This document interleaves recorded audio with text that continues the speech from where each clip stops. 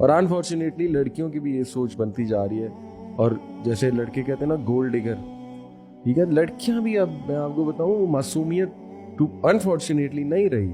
Unfortunately جو ابھی current لاٹ ہے نا, وہ تو بات بہت آگے جا چکی ہے, بہت آگے. مطلب آپ نے جو فٹ سٹیپس بتائے نا کہ پہلے سلام ہوتا ہے, پھر حال چال ہوتا ہے, اس کو ٹائم لگے گا.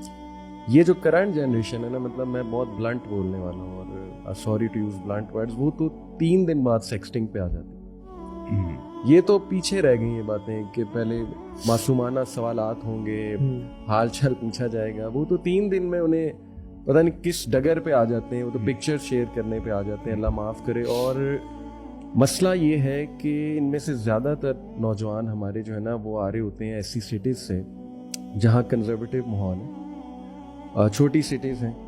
اور ٹو بی آنیسٹ جب وہ آتے ہیں نا لاہور کی یونیورسٹیز میں یا اسلام آباد یا کسی یونیورسٹی میں, ان کا چاکا کھلتا ہے. میں بار بار یہ ورڈ کہہ رہا ہوں, ٹھیک ہے, اور وہ ایک مشن ویژن لے کر آئے ہوتے ہیں. تو پھر آپ اس تھاٹ کے بارے میں کیا کہتے ہیں جو یہ کہتے ہیں کہ اگر آپ گناہ کو یا اپرچونیٹیز کو ایکسیسیبل بنا دو تو پھر لوگوں کی فرسٹریشن کم ہو جائے گی. فار ایگزامپل پروسٹیٹیوشن کو آپ ڈی کرمنلائز کر دو تاکہ لوگوں کی فرسٹریشن کم ہو. یہی تو شیطان کا پورا ورلڈ آرڈر ہے کہ ایک طرف سے ان کی آگ بھڑکاؤ, ولا امنینہم, اس نے تو کہا تھا ٹھیک ہے کہ میں تو ایسی کی تیسی پھیروں گا, اور پھر وہ ایونیوز بھی بناؤ جہاں پہ جا کے لسٹ کو نکالیں, جا کے وہ کلبز بناؤ, وہ پبز بناؤ. اور یہی ویسٹ نے کیا, اور یہ اب انفارچونیٹلی ہمارے بھی سوشل سائنٹسٹ کہہ رہے ہیں ایسا کرنا پڑے گا. یا سپورٹس میں لگاؤ ان کو, یا جو ہے پھر ٹھیک ہے وہ کھولو براثلز, تم بھی کھولو, اور وہاں پہ جا کے فرسٹریشن نکالیں. اور اس میں پھر وائف پہ ڈپینڈنسی نہیں رہے گی. میں سوری بات کہ میرا پوائنٹ یہ کہ آپ لوگ یہ سمجھیں کہ یہ بہت خطرناک جنریشن ہے.